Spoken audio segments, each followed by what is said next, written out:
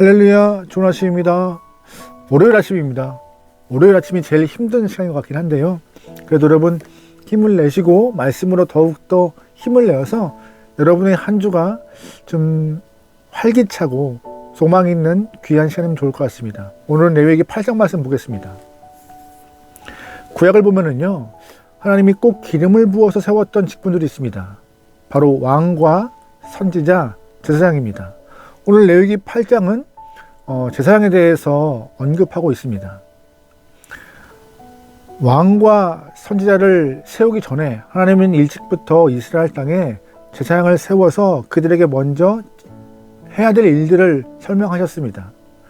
인간은 죄를 갖고 있는 존재이기 때문에 죄 없는 거룩한 하나님과 대면할 수 없고 가까이 할 수가 없었습니다.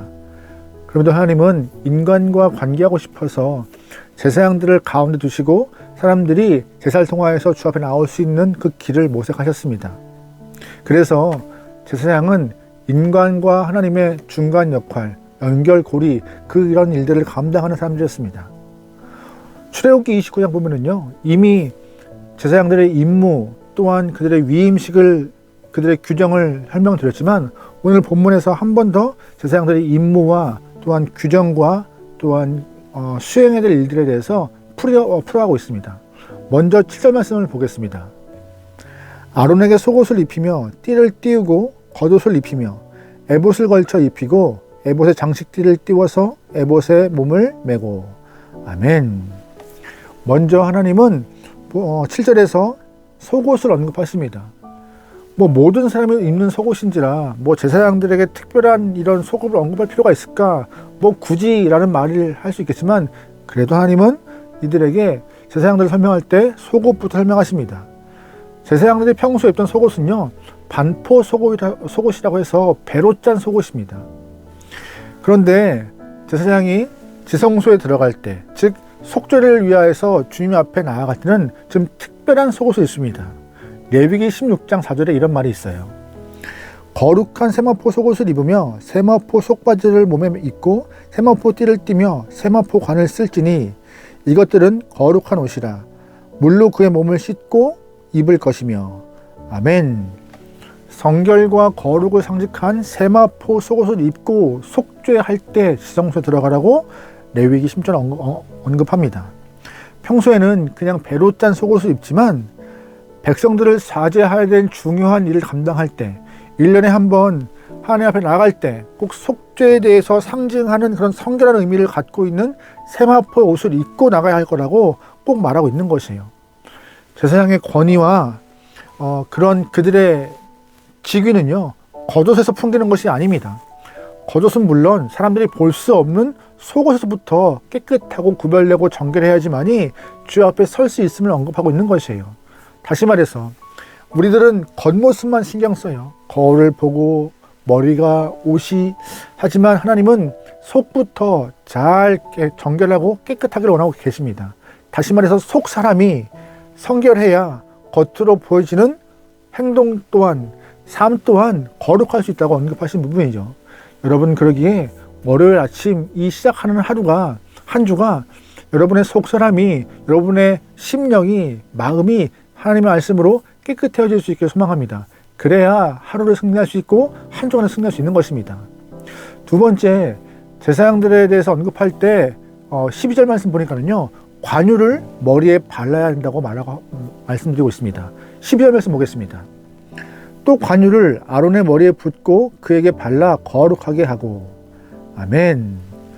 제사장들이 속옷을 깨끗이 입고 겉옷을 다 입어요. 그리고 맨 마지막에는 관유, 즉 기름으로 머리를 발라야지만이 그가 이제 해야 될 성소에 들어갈 그 일, 주님을 대면할 수 있는 그런 모습으로 완전히 갖춰져 있음을 말하고 있는 것입니다.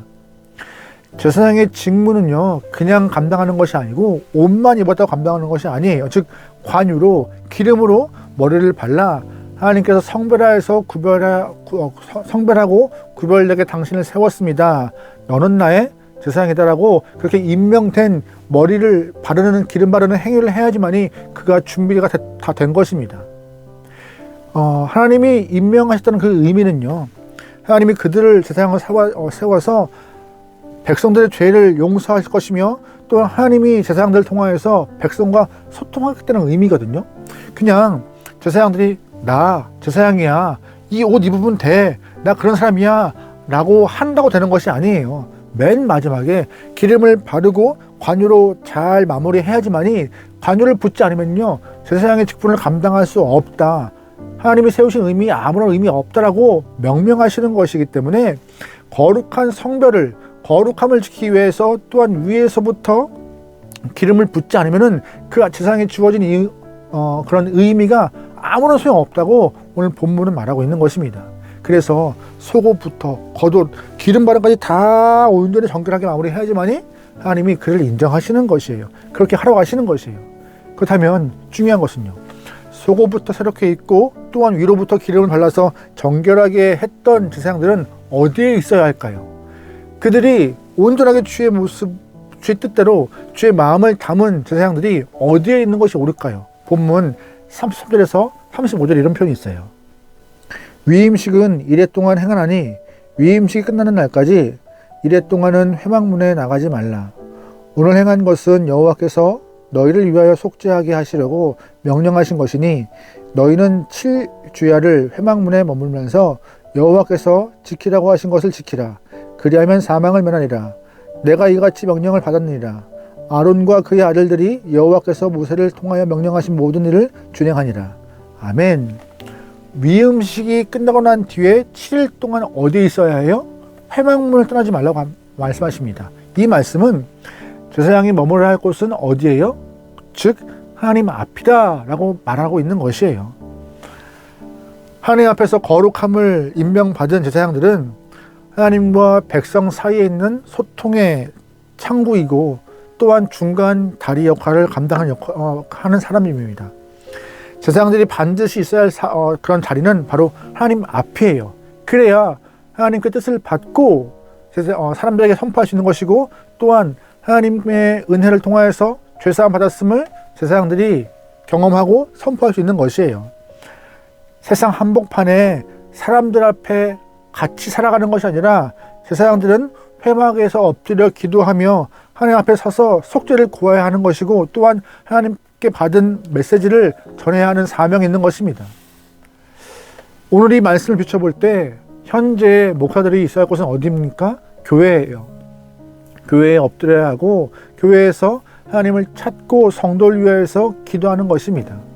그래야 목회자들이 감당할 일을 잘 하였다고 칭찬받을 수 있는 것이에요. 그런데 요즘에 수많은 목회자가 교회가 아니라, 하나님 앞이 아니라 다른 곳에 더 많은 시간을 할애할 때가 많이 있어요. 하나님이 원치 않은 모습이고 하나님이 바라시는 삶도 아닙니다. 그러기에 여러분 기도하실 때에 목회자들이 교회 안에서 성도를 위해 기도하고 하나님을 위해 예배하는 일에 힘쓰기 위해서 더 많이 매진할 수 있도록 기도해 주셔야 합니다. 또한 우리가 중요하게 알아야 할 것은 이 말씀은 목회자들만을 위한 말씀이 아닙니다. 베드로전서 2장 9절을 보면요, 하나님께서 너희들을 다 왕같은 제사장으로 삼으셨다 말하고 있습니다. 예수님이 십자가에 돌아가실 때에 성소와 지성소 사이에 있던 휘장이 갈라졌습니다. 그러면서 하나님 앞에 거룩한 사역을 다 감당할 수 있는 사람들, 그들이 제사장들이 아니라 성도 모두가 다 주 앞에 나올 수 있음을, 또한 제사장을 통하여 나오지 않아도 됨을, 또한 왕같은 제사장을 통하여서 하나님이 그들에게 거룩한 임명을, 그 일을 감당케 하셨다고 베드로전서는 말하고 있어요.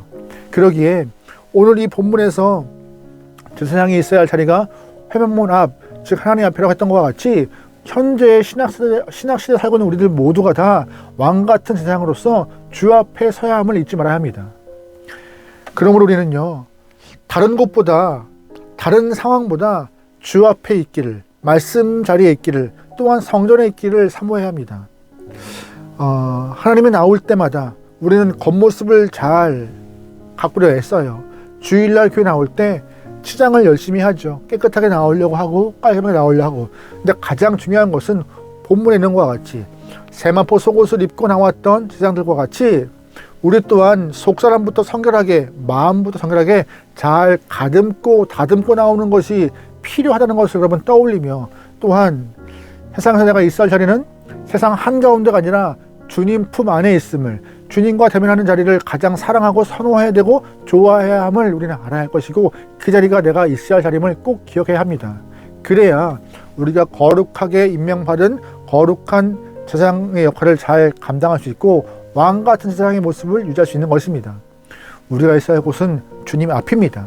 여러분 꼭 기억하시면서 오늘 한 주간도, 이번 주 한 주간도 주님 앞에 서서 여러분에게 허락되었던 제사장들의 사명을 잘 감당할 수 있길 소망합니다. 한 주간도 말씀으로 승리하며 기도로서 주의 응답을 받으며 찬양으로서 하나님께 영광을 올 수 있는 귀한 여러분의 삶이 되기를 주님으로 축원합니다. 아멘. 기도하시겠습니다. 하나님, 이 시간 말씀을 통하여서 제사장들이 있어야 할 자리가 어디인지 알게 되었습니다. 하나님, 주님 앞에 있으라고 했던 말씀을 기억하며 우리 또한 다른 곳이 아니라 주님 앞에 설 수 있는, 말씀의 앞에 설 수 있는, 기도의 자리에 설 수 있는, 예배의 자리를 사모할 수 있는 그런 영혼 되게 허락하소서.